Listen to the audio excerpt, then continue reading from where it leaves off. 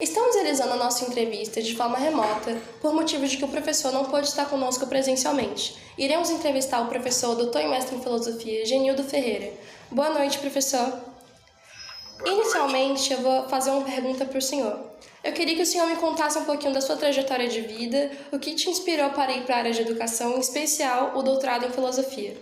Historicamente falando, são pessoas de origem de classe alta, né, com condições financeiras para ficar filosofando, porque a filosofia nunca representou uma fonte de sustento para ninguém. Normalmente, os professores todos que eu tive eram de classe social mais elevada. Bom, não é o meu caso, né? Sim. Eu, na verdade, nasci numa fazenda de cacau, no município de Camaquã, no sul da Bahia. Meu pai era de origem humilde, começou a vida como administrador de fazenda de cacau, típica da região lá de Camaquã. Depois ele até virou comerciante e tal, melhorou o nível de vida e tal, mas sempre foi uma vida muito simples. Estudei em escola pública, no grau e no ensino médio. E nesse momento eu vivi experiências comunitárias, experiência religiosa, católica principalmente. E essa experiência me levou para um caminho que seria seguir a carreira sacerdotal. Então, muito jovem, eu comecei com esse ideal e apostei nele, né? E meus estudos se deram exatamente em função um pouco disso. Sempre estudando em escola pública, no ensino médio, aí eu entrei no seminário, passei no vestibular para filosofia, na universidade pública, que hoje é a UESC, Universidade Estadual de Santa Cruz. Sim. E simultaneamente fazia o curso de teologia. Bom, depois de 2 anos e pouco, eu abandonei teologia, abandonei seminário e resolvi fazer apenas filosofia. Fazer filosofia na década de 80, onde não existia essa disciplina nos cursos, não era obrigatório, a ditadura tinha tirado o curso de filosofia. Eu tinha pouquíssimas opções de carreira ou de uma atividade que pudesse me dar uma renda para sobreviver. Mas eu me apaixonei pela filosofia. Independente do que ela poderia me proporcionar, eu decidi que queria fazer filosofia e fui fazer filosofia com a cara e a coragem, sem pensar muito no futuro, né? Sem nenhuma perspectiva de que filosofia poderia me levar a um sustento. Que excelente formação do senhor. Eu queria te fazer uma pergunta. Ao longo da sua carreira, o senhor tem se dedicado de forma consistente ao estudo de Rousseau e do Iluminismo. Na sua biografia, a gente leu isso. O que despertou inicialmente o seu interesse em investigar a história e a forma de pensar da filósofa do Rousseau? E, na sua visão, ele traz alguma mensagem significativa para o mundo e para nós, estudantes? Rousseau é um filósofo muito singular. Sim. Eu não conheci Rousseau na graduação. E a filosofia, ela é muito variada, tem muitas áreas, né, de epistemologia, de teoria do conhecimento, de ética, de lógica, de filosofia matemática, de história da filosofia, né, de filosofia política, filosofia social. Então são muitas áreas. Sim. E o professor tem uma formação ampla, deve conhecer todos os campos da filosofia, mas é impossível ser especializado em todos. Até por uma militância, uma atividade política, de juventude, de entusiasmo com a política, eu escolhi a filosofia política. Chegando na filosofia política, eu conheci Rousseau, exatamente no meu mestrado. E Rousseau virou esse poço sem fim, porque ele é um filósofo ímpar, diferenciado. Primeiro, ele é diferente dos outros filósofos, é um filósofo de origem humilde, né? Principalmente no século XVII e XVIII, era um filósofo representante da burguesia, né? Ela tem condições para fazer filosofia. E o Rousseau não. O Rousseau é um autodidata, não estudou, não teve formação formal, e é um autodidata que escreveu obras definitivas que até hoje são discutidas e comentadas, principalmente o Contrato Social e o Emílio. Sim. Então eu fiquei muito animado, me identifiquei muito com esse autor. É um autor que chama atenção para a questão da natureza, da técnica, da artificialidade. Agora eu vou fazer uma palestra em novembro, um congresso em Salvador, sobre Rousseau e a inteligência artificial. Porque o Rousseau é um crítico da artificialidade. A inteligência artificial é uma arte, não é uma coisa natural. Então o Rousseau é um crítico da artificialidade. E, acima de tudo, ele teve uma percepção da política, das injustiças sociais, propostas como a vontade geral, como a vontade do povo, que são absolutamente inovadoras. E no campo da educação tem uma proposta de reflexão sobre a educação que é marcante. É tão marcante que ele influenciou profundamente autores como Piaget, como Maria Montessori, como John Dewey, como Anísio Teixeira no Brasil e muitos outros. Então é uma ideia de educação absolutamente diferente, onde você deve respeitar a criança como criança. Ele que inventa isso. Sim, sim. Ele que que inventou, olha, criança é criança, adulto é adulto. Não podemos tratar a criança como adulto, como se fazia na época e até hoje se faz. E aí ele cria etapas de formação da criança, né, preservando coisas fundamentais como a liberdade, como a autonomia da criança, para poder isso refletir no adulto. Então o Emílio é essa obra magnífica, né, mais de 500 páginas, você lê como um romance, e você vai descobrindo detalhes, vai descobrindo informações, vai descobrindo dicas, vai descobrindo propostas de como se aplicar na educação ou como pensar a educação. Então isso tudo me empolga, e tudo isso, né, principalmente o Emílio, o Contrato Social, indiscutivelmente, não sou eu que estou dizendo, são os grandes autores, né, que leem Rousseau hoje e que concordam que Rousseau é contemporâneo. Rousseau tem uma mensagem para a sociedade hoje, no campo da música, no campo da linguagem, mas principalmente no campo da educação e da política. Ele é bem crítico, né, o Rousseau. O senhor tem um livro que se chama Respeito à Liberdade e à Vida, Pensar Justiça e Direito a partir de Rousseau. A partir da reflexão que o senhor nos traz no livro, como o pensamento de Rousseau pode ajudar a repensar a educação e a política diante dos atuais desafios da humanidade, do mundo, a liberdade e a respeito também do meio ambiente, se tiver? Bom, esse livro, na realidade, ele é resultado de um congresso que eu organizei. A gente tentou nesse congresso, na realidade, a organização, eu juntei texto de outras pessoas, tem um texto meu. Sim. Né, e a gente tentou pensar como Rousseau seria atual hoje. As dificuldades que nós vivemos, né, as crises, os conflitos que nós vivemos diante do meio ambiente, da destruição do meio ambiente, diante da destruição da autonomia do ser humano, da liberdade do ser humano, e diante da manipulação da educação, né, em benefício de alguns que visam não mais a formação, não mais a autonomia do sujeito, mas a ideia de massificação. E nesse livro a gente trabalha, né, tem 3 linhas de pesquisa sobre literatura, sobre política, sobre a epistemologia também. Então é um livro que a gente passa por vários temas, pensando hoje como Rousseau pode ser um grito para esse respeito à liberdade e à vida que nós estamos perdendo. A última pergunta que a gente tem aqui para fazer para o senhor, como é para você, a partir do seu aprendizado, do conhecimento, ir tão longe e estudar em diversos lugares e países, conhecer lugares novos, pessoas novas, a partir do seu conhecimento? O senhor disse da sua história, né, que o senhor veio de escola pública, do interior, não tinha condição. Como é que é para você ter esse reconhecimento todo, depois de todo desse esforço que o senhor teve? Olha, eu diria para você que isso é fundamental, esse intercâmbio com outras culturas, com outras ideias, com outras pessoas, com outros países, né? A gente não pode ficar na nossa caixinha, né? Não pode ficar no nosso grupinho. Eu acho que o grande problema hoje é que as pessoas ficam sempre no grupo que pensa como você pensa. É preciso a gente aprender a conviver, a se relacionar. Não necessariamente não precisa se amar, não precisa ser amiguinhos, mas pelo menos um bom convívio com pessoas do diferente. Sim. Pessoas do distinto na cor, distinto na condição social, distinto nas ideias, distinto na religião.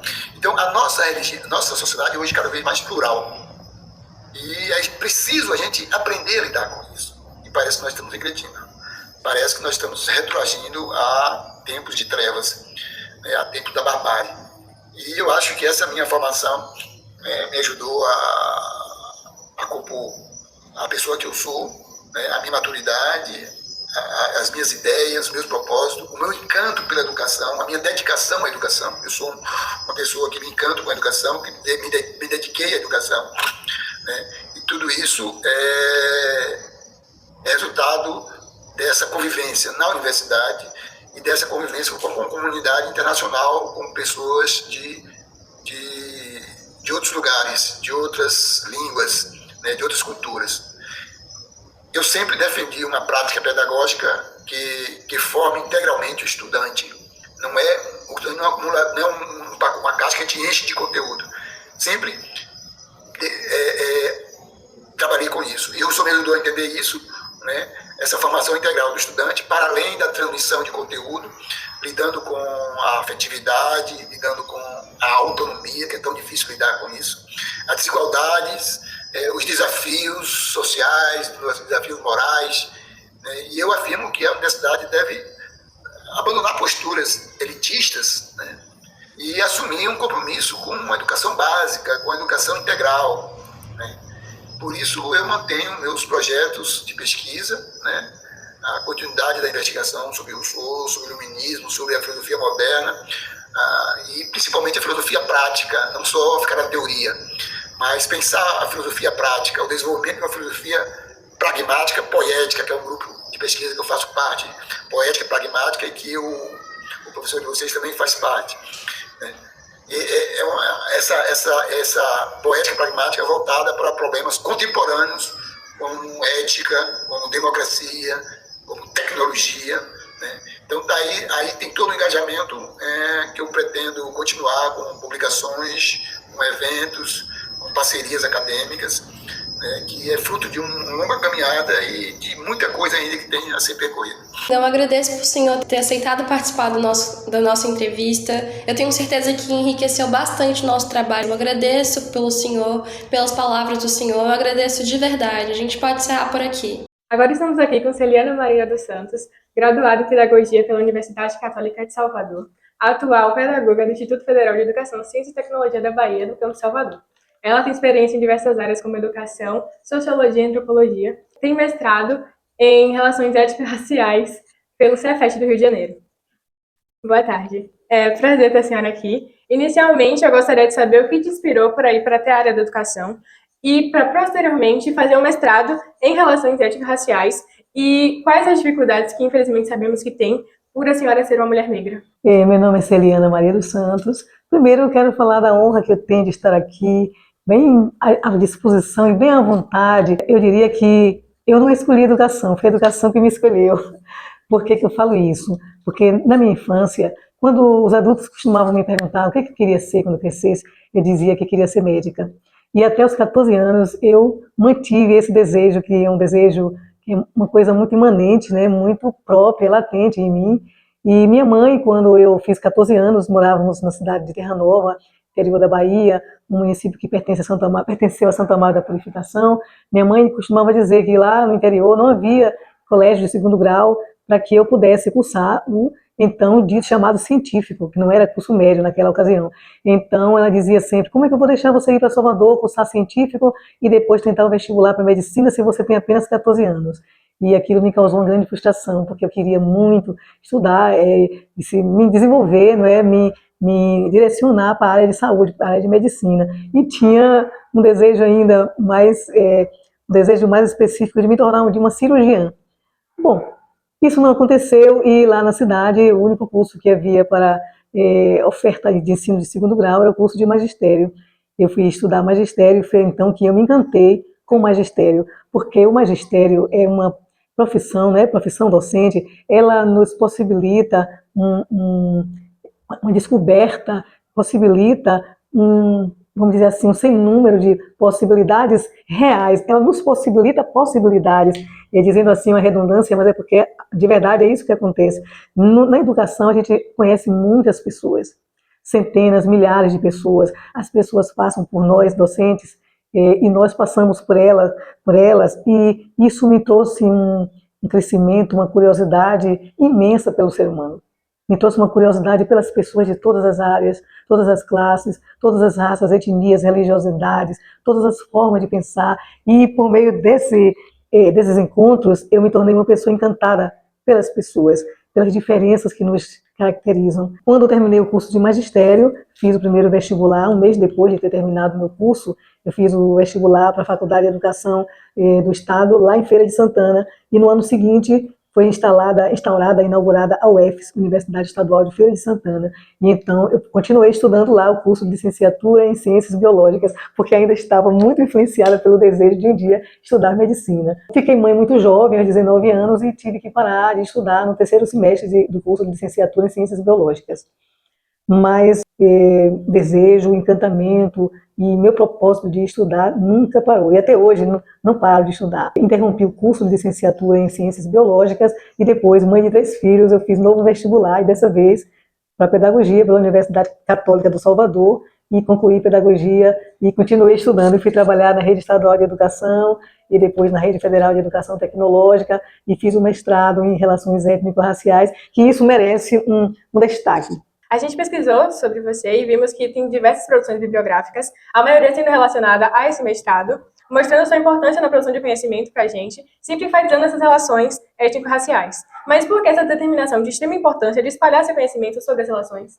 Primeiro, eu sou oriunda de uma família muito mesclada. É uma família de pessoas demarcadamente negras, mas negras com diversos matizes, porque meu pai era um homem branco, o pai dele era um homem branco, meu pai foi filho único, e minha mãe era uma mulher negra parda como eu, filha de um pai negro, mais claro do que eu em termos de cor da pele, de cabelos menos crespos também do que eu, mas também o meu pai tem uma ascendência indígena, porque a mãe dele, segundo a minha própria mãe contava, a mãe do meu pai, ou seja, a minha avó, teria uma relação direta com indígenas. Então eu tenho ascendência indígena, africana e europeia. Entretanto, e apesar de não ter nunca sofrido racismo na minha infância, na minha família, na minha cidade, eu vim saber do que se trata o racismo no meio da minha profissão, e principalmente na Rede Federal de Educação Tecnológica, em relação às minhas posturas político-pedagógicas, a minha forma de me posicionar diante de determinados fatos da pedagogia, da educação, e, sobretudo, por questionar este modelo de educação que nós temos, que eu nunca me vi dentro deste modelo. Eu me vejo dentro da educação como alguém que é insurgente, que é subversiva, que é alternativa, porque não compreendo educação onde a liberdade seja sempre uma utopia, ou seja, nós temos um modelo de educação em que os mais velhos sempre se entendem detentores de um conhecimento inquestionável. E embora eu defenda a hierarquia, a hierarquização em termos de saberes dos mais velhos, eu também defendo que os mais novos têm o direito à dúvida, têm o direito aos questionamentos, têm o direito também de construir a caminhada junto com os adultos. Então, essa educação que classifica, que atribui meritocracia, que cala a voz dos diferentes, essa educação é diante dela que eu me insurjo, que eu sempre busquei subvertê-la, sem jamais faltar ao respeito aos saberes que são legitimamente constituídos, aos saberes das ciências, mas eu também defendo a existência de saberes que não são considerados formais ou científicos, e essa é a minha veia. A minha veia é de sempre buscar caminhos, minha veia está sempre relacionada à descoberta de outras possibilidades, de outras vias, de outros começos e recomeços. E quando eu me interessei em fazer o mestrado em Relações Étnico-Raciais, foi graças aos estudantes, aos públicos e às estudantis e às estudantes negras que sempre eram reprovadas na conjuntura das ciências que são heranças eurocêntricas, física, química, matemática e também ciência natural, que é biologia. E eu me perguntava sempre, por que são os mesmos públicos e por que esses públicos e esses sujeitos têm o mesmo tom de pele, os mesmos fenótipos negroides, e por que a escola faz questão de reproduzir uma noção, um imaginário de que são pessoas inferiorizadas. Não era isso, mas não se tratava disso. Ocorre que a escola que nós estudamos, da qual eu provenho, eu sou oriunda, e que ela ainda é secularizada, é uma escola que não contempla a diferença. Ela não respeita, ela não traz as diferenças para construir um novo modelo de sociedade, uma outra perspectiva de gerações. Então, a gente aprende que somente aquele modus operandi de ensinar, aquela construção do conhecimento é a única, quando, na verdade, o mundo é diverso, a diversidade humana é fato. E eu me interessei de fazer, fui procurar lá atrás, conhecimento, eu fui aluna especial do Centro de Estudos Afro-Orientais da UFBA e fui vendo quanto em mim ressoava essas influências, não só europeias como indígenas e como também africanas. Quando eu fui vendo isso, fui descobrindo vários autores brasileiros e internacionais que trabalham com o tema da identidade cultural, e aí eu me vi aí. E quando eu vi aí a Iemanjá branca no Rio Vermelho, eu não me conformava com uma imagem, uma representação branca poderia ser de África, se a África é constituída majoritariamente de pessoas negras. Então eu fui pensando, como os estudantes não têm referencialidade de quem são seus ancestrais? Se não tem referencialidade, como vão aprender uma lógica que não está no seu DNA? Não está na sua memória ancestral. Então, os africanos, e os antigos nigerianos e outros povos de África estudam matemática de outra forma, através de jogos.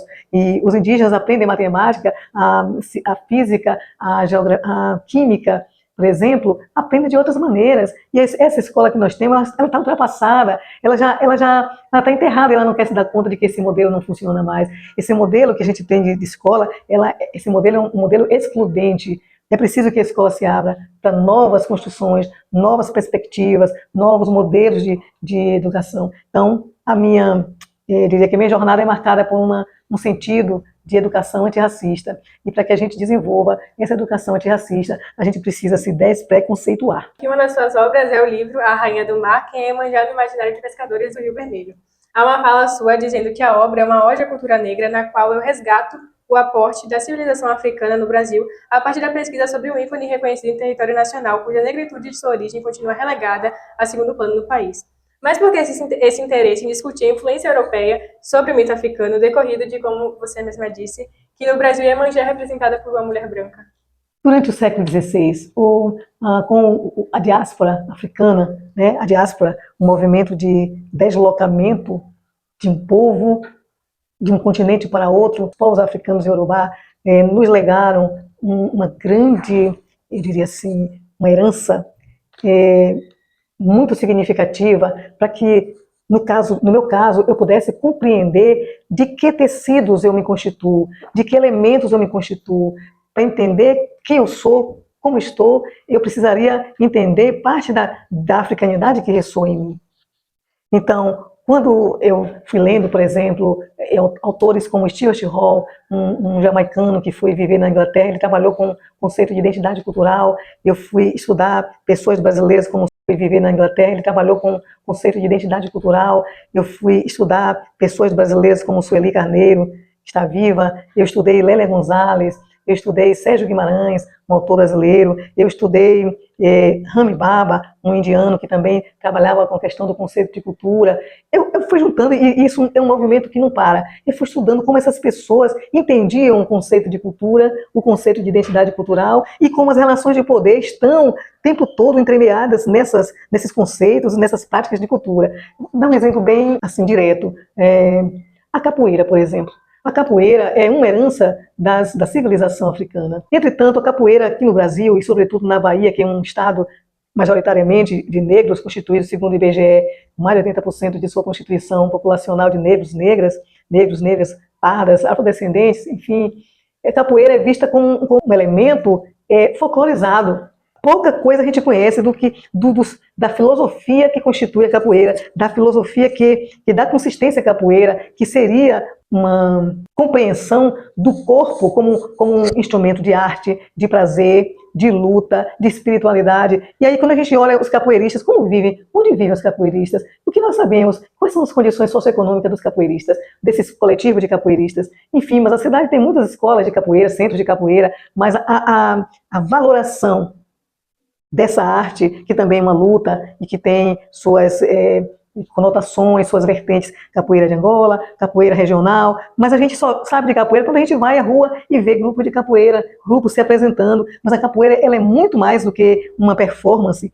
O candomblé, por exemplo, é uma religiosidade de matriz africana. O candomblé foi constituído e construído por meio da concepção de mundo dos povos iorubá. Os povos iorubá, os antigos povos iorubá, eles entendiam o mundo de uma forma completamente diferente de nós ocidentais. O conceito de existência, o conceito de natureza, as relações construídas na família, tudo isso veio a servir de pilares, de fundamentos para, eu diria, o nascimento do candomblé. Por exemplo, uma concepção de mundo dos povos iorubá atribui nessa concepção a natureza ao ser humano. Por exemplo, quando se fala em Xangô, Xangô está relacionado a um homem viril, bonito, muito impaciente, intolerante com a falsidade, com a hipocrisia, com a desordem. Xangô significaria um orixá associado a um homem, a um ser humano, como alguém, como um ser, que representado pelo fogo, pelas labaredas, porque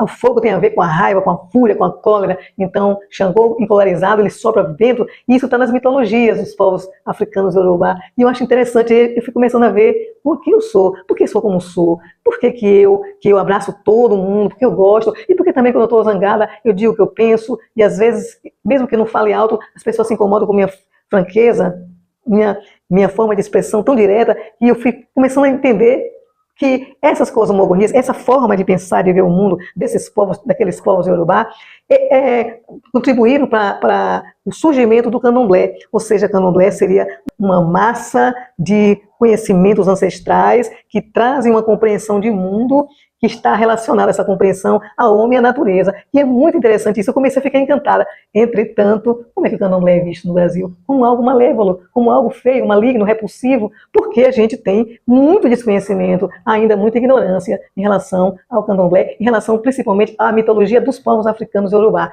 em relação aos orixás. Então, tudo isso constitui para mim um espaço de muito interesse, de muita curiosidade, independentemente de ser uma religião. Em verdade, o que mais me interessa é a cultura, e dentro dela a religiosidade, mas a cultura é maior, é ampla, assim como eu me interesso pela cultura dos indígenas, dos povos originários, a cultura europeia, a cultura asiática, mas no caso do Brasil, a cultura que costuma ser muito, mas muito mesmo desvalorizada do ponto de vista dos direitos e das relações de poder, é a cultura que vem de África e também dos povos originários. Nós temos na Bahia uma profusão de artistas que falam da negritude. Então vamos falar de Gilberto Gil, que é uma grande figura, que eu tenho um grande respeito, um amor profundo por ele.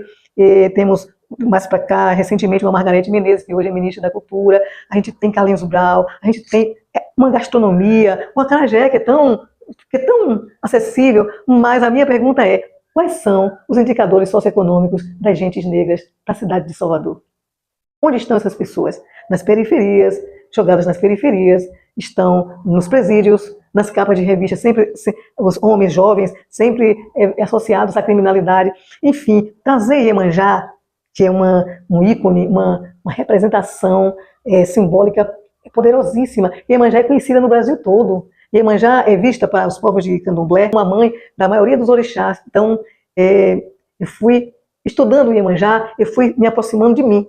Segundo um Itã, né? Itã significaria uma lenda. Iemanjá encontrou um Molu, que também é conhecido como Obaloaê, na praia, que nasceu com um corpo cheio de feridas, de chagas, filho de Nanã. Nanã também um orixá de águas e da lama.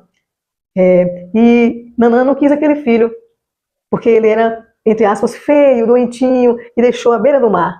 Iemanjá veio e pegou aquele filho e cuidou de Omolu. E são tantos itãs tão lindos que eu tenho interesse de fazer o doutorado, desenvolvendo essas pesquisas, para conhecer mais sobre essa herança civilizatória de África, vamos dizer, esses recortes, porque a África é um continente imenso, e por isso eu me interessei para estudar e trouxe essa pesquisa, que foi, na verdade, uma dissertação, que se transformou em livro, dada a originalidade. Foi assim que a coordenação de pós-graduação do Centro Federal de Educação Tecnológica do Rio de Janeiro nos falou, porque os professores, os doutores diziam: nunca alguém se preocupou com isso, se ocupou disso, de questionar a branquitude de Iemanjá, nunca, que coisa rara. E aí fui para dentro, né? Fui me aprofundando, e é uma obra tão modesta, mas que o valor simbólico é muito grande para mim, porque eu fui conversar com os pescadores, para ouvir dos pescadores o que eles pensavam a respeito.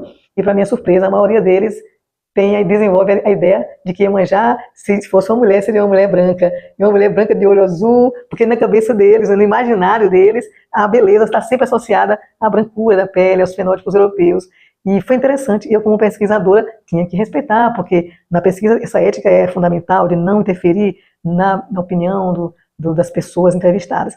Conhecer a história de África, um pouco desse recorte civilizatório, não precisa ter religiosidade formal, pode ser ateu até, não ter religião não é o problema, a questão é o conhecimento. Isso sim é o que mais me atrai. A proposta é a gente se permitir desenvolver conhecimento, para que nós também tenhamos uma sociedade mais justa, mais igualitária e mais culta também, porque ainda há muita ignorância no Brasil em termos de conhecimento, em termos de saberes, há muita ignorância, por isso que há tanto preconceito, tanto racismo. Nós que agradecemos. Obrigada pela honra dessa entrevista, muito inspiradora e que abre muitos olhos das pessoas. Acho que todo mundo precisa escutar o que a senhora está falando. É isso. Muito obrigada, muito obrigada. Meu Deus. A saúde no Brasil ela é marcada por uma profunda desigualdade, e o racismo sendo um dos principais determinantes dessa disparidade, atingindo diretamente a população negra. Durante a pandemia da Covid-19, a população negra foi a mais atingida pela doença, o que reflete a desvalorização e a negligência histórica que essas comunidades enfrentam no sistema de saúde. É necessário que as lideranças da saúde no Brasil compreendam e reconheçam o papel do racismo na perpetuação dessas desigualdades. A falta de capacitação e a resistência de profissionais da saúde em abordar questões raciais agravam a situação. O preconceito também se reflete nas condições de trabalho mais precárias, salários mais baixos e dificuldades de acesso a serviços de saúde de qualidade enfrentados pela população negra. Líderes na área da saúde têm um papel fundamental na implementação de políticas públicas que garantem o acesso e a equidade no atendimento. O impacto do racismo não se limita às condições físicas de saúde, mas atinge também a saúde mental da população negra. A constante vivência de discriminação racial é uma fonte de estresse, ansiedade e depressão. No entanto, o sistema de saúde carece de profissionais capacitados para lidar adequadamente com essas questões, o que torna ainda mais difícil para a população negra receberem os cuidados necessários. É urgente que a formação dos profissionais de saúde inclua uma abordagem racial e que se criem ambientes mais inclusivos e sensíveis às necessidades dessa população. Nós, como cidadãos, devemos reconhecer o racismo como uma questão na luta por justiça social no Brasil, em especial na área da saúde. Todos nós temos direitos a um atendimento digno, respeitoso e sem discriminação. Para isso, é essencial que, ao perceber essas desigualdades, nos mobilizemos para que seja possível garantir um sistema de saúde mais justo e acessível para todos e também para que possamos garantir que os direitos assegurados constitucionalmente estejam sendo cumpridos.